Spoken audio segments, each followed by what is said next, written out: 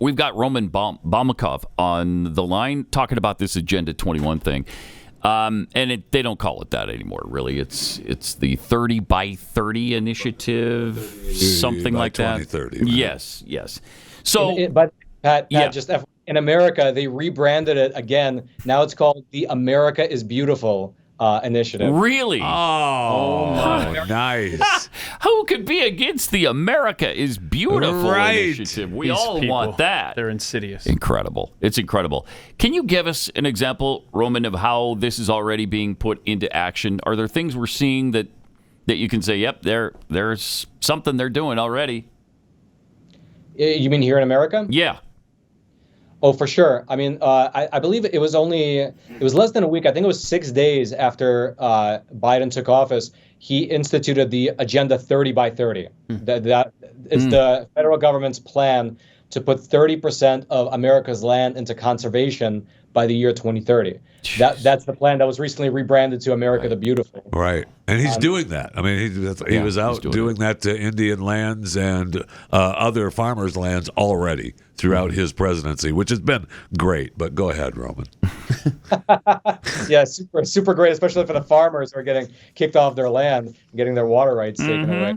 But it's a little bit funny because the way that the agenda manifests differs in different countries. Like in America, at the federal level, there's a lot of support for Agenda 2030 or our Agenda 30 by 30. And what they do is that they use the existing laws in the books. They use the Waters of the U.S. Act. They use the Endangered Species Act. They use the ability for the president to set up national monuments.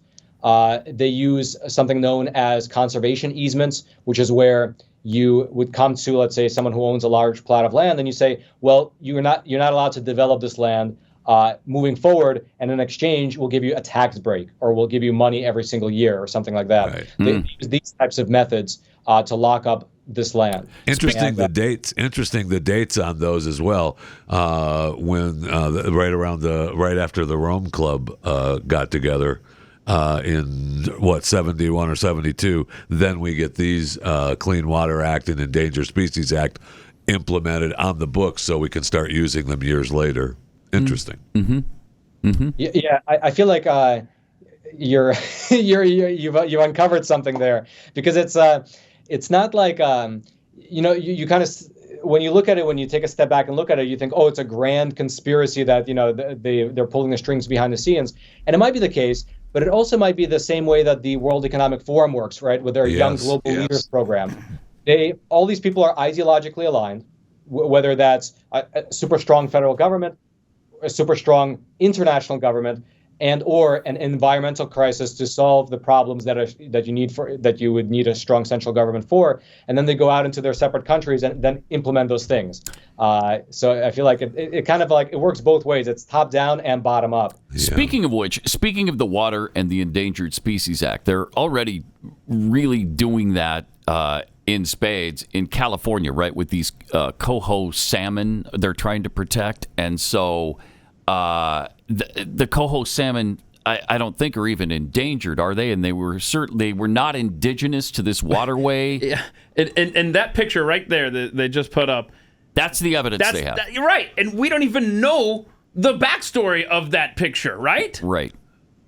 Yeah, I've never reported before in my life on an endangered species that I could then, in the same area, go to the local Costco and purchase to eat.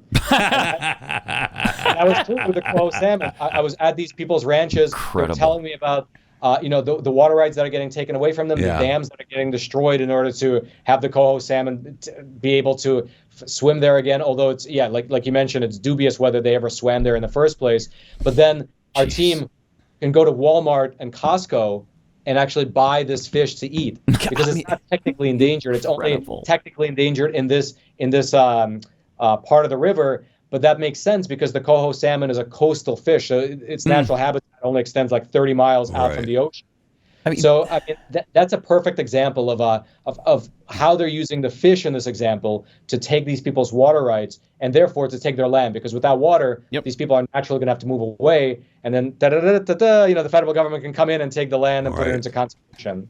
Yeah, and then when you hear about, oh my gosh, the droughts are hurting the farmers in California, I mean, dig just a little bit deeper and see what is actually causing this.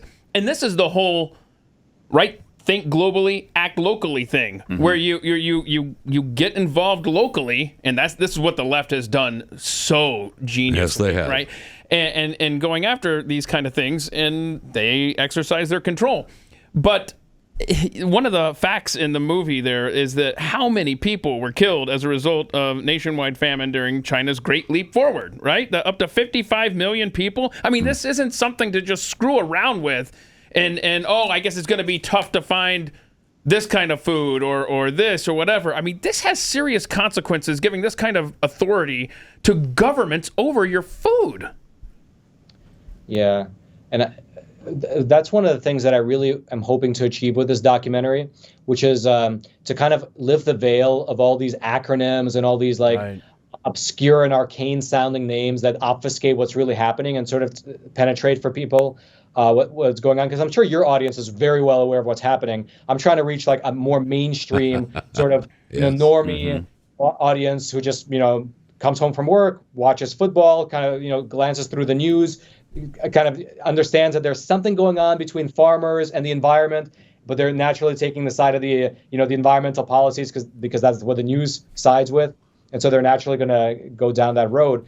But what happened with China was a great sort of case study, because back then in the late 40s and early 50s, they had the Great Leap Forward campaign. That was Mao Zedong's campaign to sort of leapfrog the developed countries and sort of have China join the ranks of the U.S. and the U.K. by skipping a few steps of development and just leapfrogging into large industrial capacity.